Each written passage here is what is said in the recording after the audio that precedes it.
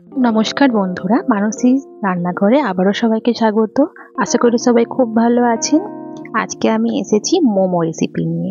হ্যাঁ, আমার ছেলের আর আমার এত ফেভারিট, আমি জানি সবারই খুব ফেভারিট। বাইরে গেলে একটু কিছু না খেলে ইভিনিংয়ে ভালো লাগে না, তাই না?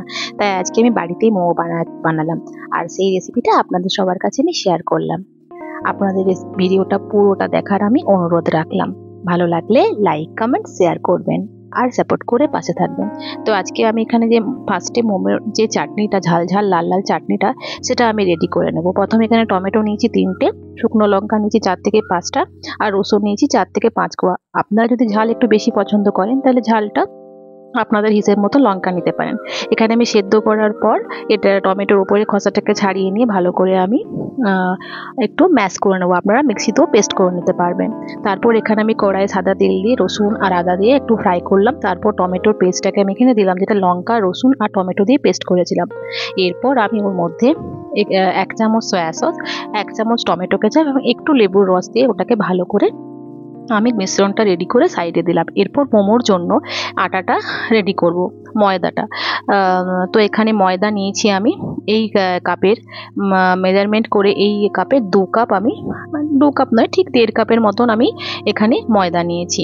আর এই 2 কাপ ময়দাতে 20 থেকে 22টা মোমো অনায়াসে হয়ে যাবে। তারপর আমি বাঁধাকপি, গাজরটাকে এই মেশিনটার সাহায্যে গ্রেট করে নিয়েছি। এর সাহায্যে করলে খুব ভালো হবে। আপনারা চাইলে কুচি কুচি করে কেটেও নিতে পারেন, আর গ্রেটার দিয়েও গ্রেট করে নিতে পারেন। তো আমার কাছে এটা ছিল, আমি এটা দিয়ে করে নিয়েছি। এখানে বাঁধাকপি নিয়েছি অর্ধেকটা, বড় বাঁধাকপি ছিল তার জন্য অর্ধেকটা নিয়েছি। তারপর নিয়েছি পেঁয়াজ কুচি আর গাজর কুচি। এরপর আমি এটাকে ভালো করে আমি মিশ্রণটাকে মিশিয়ে নিলাম, গাজর, পেঁয়াজ কুচি আর বাঁধাকপি। দেখুন কত সুন্দর গ্রেট করা হয়েছে। এরপরে মিশ্রণের সাথে আমি 1 চামচ নুন নিয়েছি, ছোট চামচের নুন, আর একটু মতন গোলমরিচের গুঁড়ো অ্যাড করেছি 1 চামচের মতন। এরপর আমি এই সব মিশ্রণটাকে খুব ভালোভাবে মিশিয়ে নিয়ে 10 থেকে 15 মিনিট জল বের হবে, তার জন্য আমি জল বের করার জন্য, বাঁধাকপি গাজরের থেকে জল বের করার জন্য সাইডে আমি রেখে দিলাম।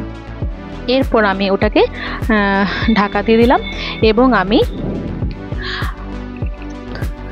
এই দেখুন জল বেরিয়ে গেছে, কত সুন্দর একদম জল বেরিয়ে গেছে। আপনারা চাইলে একটা কোনো কাপড়ের মধ্যে এটাকে নিংড়েও নিতে পারবেন। এই দেখুন শুকনো শুকনো হয়ে গেছে, আমার এখানে একদম ড্রাই হয়ে গেছে বাঁধাকপি আর গাজরের মিশ্রণটা। এরপর আমি ওই গাজর আর বাঁধাকপির মিশ্রণের সাথে এখানে আমি টমেটো কেচাপ অ্যাড করেছি 1 চামচের মতন, আবার সয়া সসও অ্যাড করেছি 1 চামচের মতন। এরপর এর মধ্যে আমি কোনো এক্সট্রা নুন দিইনি, যেহেতু নুন দিয়ে আমি এটাকে রেখেছিলাম জল ঝরার জন্য। দেখুন কত সুন্দর লাগছে দেখতে, নরম হয়ে গেছে বাঁধাকপি আর গাজরটা। আপনারা অবশ্যই একবার এরকম করে বাড়িতে ট্রাই করে দেখবেন। বাচ্চা থেকে সবারই খুব ভালো লাগবে মোমো, মানে এরকমভাবে করলে। এমনিতে সবারই খুব ফেভারিট মোমো হয়, মোমো একটা এমনই খাবার হচ্ছে। এরপর আমি ময়দাটাকে মেখে নিয়েছিলাম এবং ডো করে রেখেছিলাম। এরপর আমি দেখুন কি সুন্দর লাগছে মোমোগুলো। তো আমার এখানে মোমো রেডি হয়ে গেছে, ওই পুর ভরে ভরে আমি রেডি করেছি মোমোটাকে। এখানে আমি এরপর মোমোটাকে রেডি করতে হবে, তার জন্য আমি একটা হাঁড়িতে গরম জল বসিয়েছি। আপনাদের মোমো মেকার মেশিন থাকলে, চাই ইডলি মেকার থাকলে ওটাতেও করতে পারেন। এখানে আমি জল গরম করে নিচ্ছি, অনেকটা বয়েল করতে হবে। পুরো যখন জলটা ফুটবে তখন ওটার মধ্যে আমি এইরকম, আমার কাছে এইরকম একটা ইডলি মেকার ছিল, মানে ইডলি এরকম একটা প্লেট ছিল। তো এর মধ্যে আমি অয়েল ব্রাশ করে নিলাম এবং এখানে আমি 4টা করে 5টা করে মোমো হবে, যেহেতু প্লেটটা খুব ছোট। তো এখানে আমি দিয়ে দিলাম এবং ঢাকা দিয়ে দেবো। ঢাকা দেওয়ার পর এখানে বেশি টাইম লাগবে না, ওই আপনার 10 মিনিটের মতন এটাকে স্টিম হতে হবে। এই দেখুন 10 মিনিট আমার স্টিম করা হয়ে গেছে, আমার মোমো পুরোপুরি রেডি হয়ে গেছে। আর গ্রিন চাটনি বানিয়েছিলাম পুদিনা দিয়ে, সেটা আমি দিলাম। আর এখানে ওই যে চাটনিটা বানিয়েছিলাম দিয়েছি। দেখতে খুবই সুন্দর, আর সত্যি বলছি খেতেও দুর্দান্ত হয়েছিল।